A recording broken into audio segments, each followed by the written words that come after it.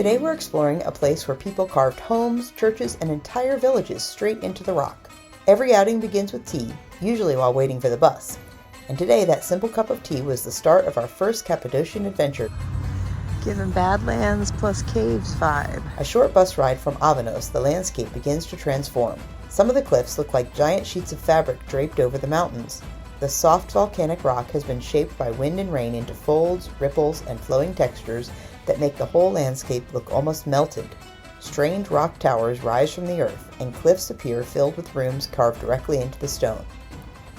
The rock itself formed millions of years ago from volcanic eruptions of nearby mountains. It's made of volcanic tuff, which is soft enough to carve but hardens when exposed to air. We arrived at Zelve Open Air Museum, one of the most surreal places in Cappadocia. Zelve remained an inhabited village until the 1950s, when residents were relocated because of rockfall risks. And then you bring your products here, and they do it for you. So it's like the village mill. Yeah, Okay. kind of village.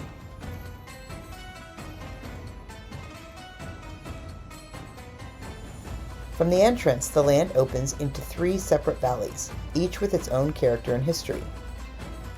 The tall, spire-like formations here are known as fairy chimneys. You can still see the remains of a church dome here. Early inhabitants of central Anatolia likely began using natural hollows here long before the Byzantine era. Later, Roman and Byzantine Christians expanded many of the caves into homes, churches, monasteries, storage rooms, and tunnels. Turkish and Ottoman era villagers continued using and modifying many of these spaces for everyday life. We had the wonderful fortune of staying with a Worldpackers host who is actually an archaeologist and knows so much about the history of everything around here. At first, Christian people lived here and built some monasteries and churches, and this one is a monastery. He joined us on many adventures and became our own private tour guide. The right valley feels wild and dramatic, with towering rock formations rising out of the earth like natural castles. Ancient cave homes and rooms are carved directly into the soft stone, showing how people once lived in this rugged landscape for centuries. Our host told us he once interviewed a man who had carved rooms like this, and he said it took about 1 month to carve a room around this size, roughly 20 square meters, using chisels. As you walk deeper in, you notice stairways, tunnels, and hidden openings everywhere you look. It's amazing to imagine families building entire lives into these cliffs. When the ceilings are black like this, it usually means the space was once used for fire and cooking. You can still smell it. Wait, and there's stairs.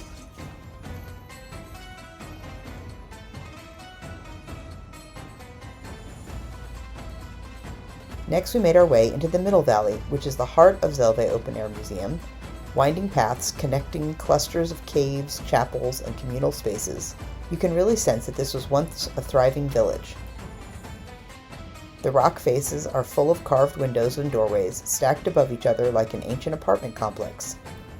Everywhere you turn, there's another incredible view over the valley floor and the honey-colored cliffs beyond.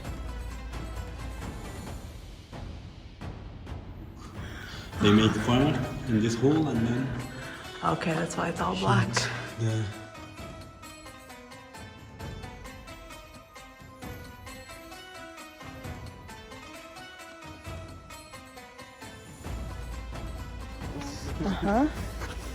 There's Avanos in the distance.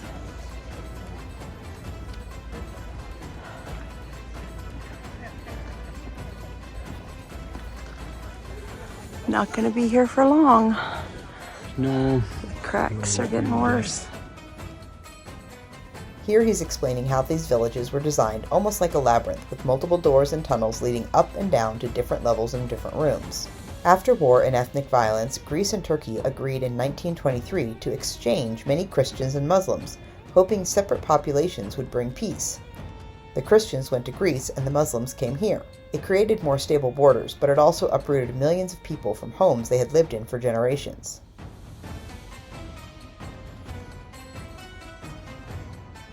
These are graves? Because of the Oh wow. Oh, is this a baby grave? Yeah, baby grave. Oh. Several because of baby. Okay. For the candles or? Some of them, yes, Okay. candles, but most of the church were used as a pigeon house. Oh, okay. The Christian land, most of people use them as pigeon houses Okay. because they need pigeon poops Oh. as a fertilizer. Okay. Because they are farmers, you see, there are very... So they raise the pigeons for the fertilizer. Yes, exactly. He also explained that the small holes you see in the church walls were originally used for candles, but later, when the space was no longer used as a church, it was converted into a pigeon house. That is the entrance of pigeons. Oh. There are two small holes, so the pigeon can go through those holes inside the former church and then leave the... Pigeons nested in the holes and their manure was collected for fertilizer. You can still see pigeon holes throughout Cappadocia, where pigeon manure was once an important business.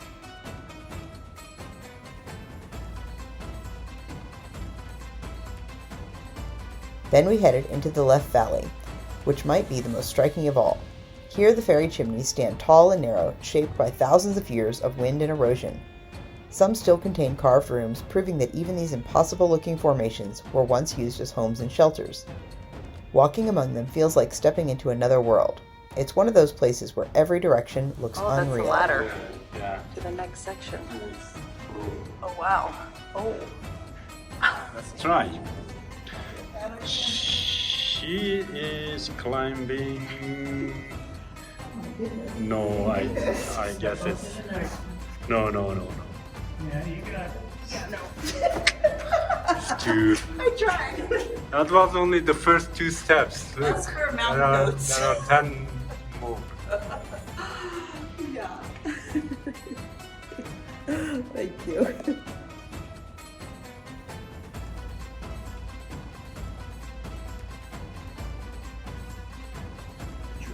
Okay.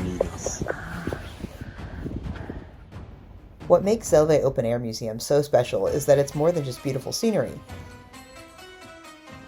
Oh, now I'm in a restricted area. Back out. Back out. Okay. Not trying to get avalanche today. These valleys were once home to real communities who adapted to the landscape in extraordinary ways.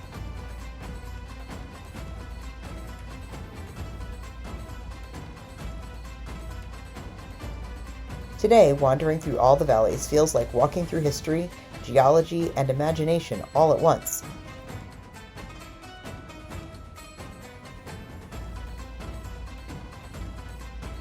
We finished just as the rain began to fall, so we ended the day the same way we started it, with a cup of tea, this time with his friend who gave us a ride back. If this is only one stop in Cappadocia, we can already tell there are many more unforgettable places still waiting for us.